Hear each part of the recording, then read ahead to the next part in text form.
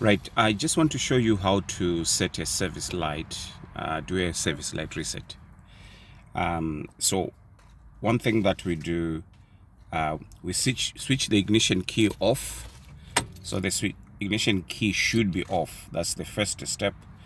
Then we press and hold this button there, right? We press and hold that button. And then whilst we're holding, we turn the ignition key on. And then within a second, you release that button with the ignition key on. Then you turn it to the right, and then the service light is reset that way. Okay, so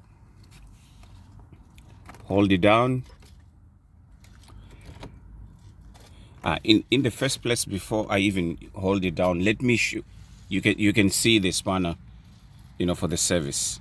So we want to take that spanner out. Okay, that's the whole idea of doing this. So what I'm going to do then, I'll hold this switch down, and then I'll let me just not press any. So ignition off, press and hold, and then I'll turn the ignition key on, and then I'll let go, and then I'll turn this to the right, and then I'll let go, and then the service light is now reset. Okay, so I can turn the ignition key off, and then back again. You can see that my service light is, the spanner is now gone, so I can go ahead. I can go ahead. My service light is now reset. Thank you very much. Don't forget to subscribe to my channel. Maybe I didn't introduce this vehicle.